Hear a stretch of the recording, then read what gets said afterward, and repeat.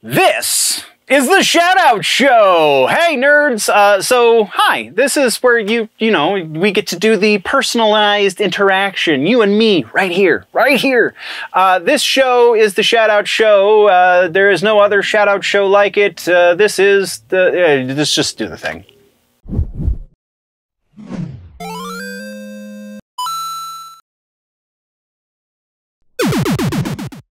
Alright, so like I said, Shoutout Show! The way this works, if you have subscribed to the YouTube channels, any of the YouTube channels over the course of the last week, then you're going to hear your name up here so long as you have your settings set to public, because most people, I'm finding, have their settings set to private, which good on you, because you don't want to put your personal information out there necessarily. But if you do not have your settings set to public, I cannot see who you are when you subscribe. So if you wish to partake in this glorious conversation, then you must leave a comment on something, and then you'll find your way here as well. So that's the other half of this, is viewer mail. So if you've commented, if we've interacted on the social medias or anything along those lines, then you will also hear your name and my response in not text right here on the Shoutout Show. So all of the preamble out of the way, let's get to the things. It's been a weird week because, I don't know, just subscriptions didn't go as well as I had hoped, but it was an off week, so it kind of makes sense. No one who subscribed over the main channel has their settings set to public, so unfortunately we got no shoutouts there. But over on the Clips channel, we have Rosie Carrillo, Nick Cross, and Hemant Malik. I am so sorry if I mispronounced your names, but thank you very much, nerds, for the subscriptions. So that is the main shoutout section. Let's get to the viewer mail comments section.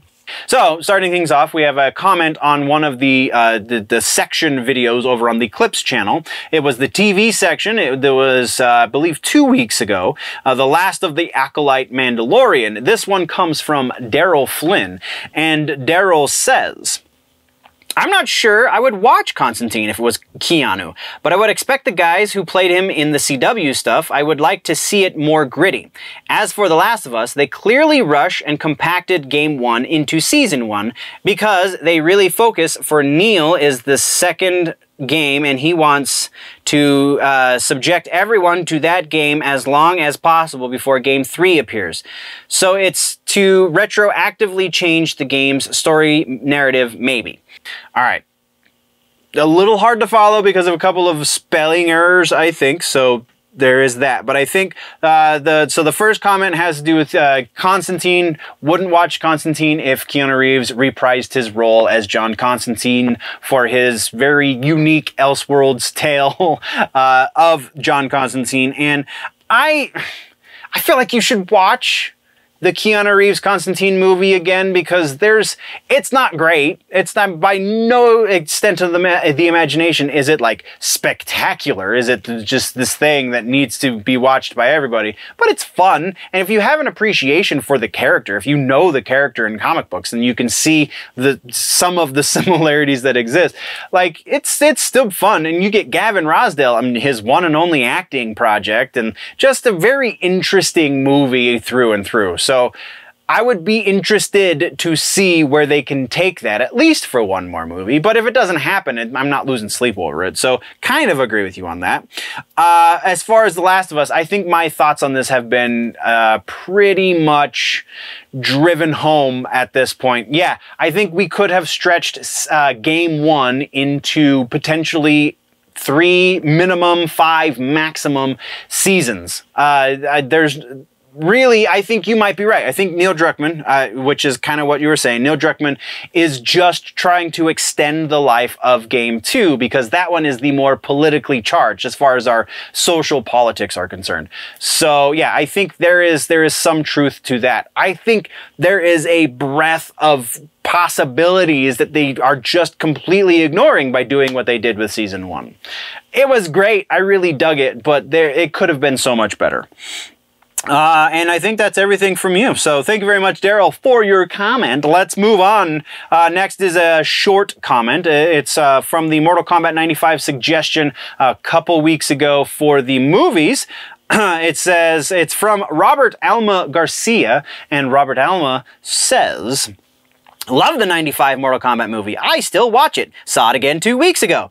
I watch it fairly regularly as well. Sometimes I still watch Annihilation.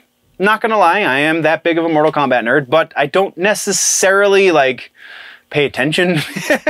Well, Annihilation's more for background noise. The 95 movie is more for, because it's enjoyable. So yeah, totally agree. Everyone should keep it on rotation regularly in your movie list of things. Then we have a quick reaction comment. This is from the Kim Dracula quickie reaction, I think also from 2 to 3 weeks ago. This one comes from David Nix. David Nix says, I love this shit. It's awesome. Okay. I don't know that I necessarily love it. I'm really digging it. Like, especially the most recent 3 singles that Kim Dracula has put out. Specifically 72 Thorns. We have Drown and Make Me Famous. Those 3 specifically, fantastic. I think the older stuff, he's still trying to find a sound, and it doesn't really, I'm not as attracted to the older tracks as much.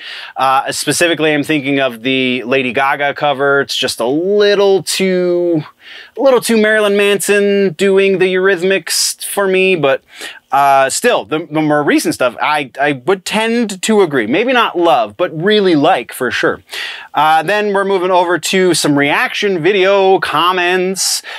So these 2 comments come from the Tim Pool Bright Eyes reaction. And first one comes from YFZ Rider 13. YFZ Rider says, I like the melody change. It reminds me a lot of early 2000s punk. A lot of bands like Rise Against, My Chemical Romance, etc. would do bridges like this. Very early 2000s. And then our second comment comes from Binary Death, and Binary Death says, I hadn't heard it until now. My thoughts are pretty much the same as yours. Not really my kind of stuff. So, I have responded in text to both of you, but I'm going to maybe elaborate on my thoughts a little bit more here. So the melody change is jarring. I don't know how much on purpose it is, because I don't know how much, like, into music Tim Pool necessarily is. And I say that and it sounds kind of elitist, but like a lot of musicians, a lot of established, like, this is what I do for a living type musicians, really aren't into like the depths of theory. They just have a really good ear and they like to make music, and that's all you need.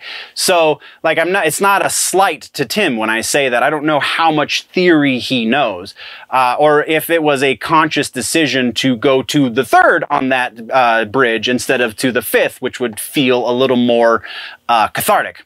So I can't necessarily speak to that, but it's more jarring, I think, than they were intending.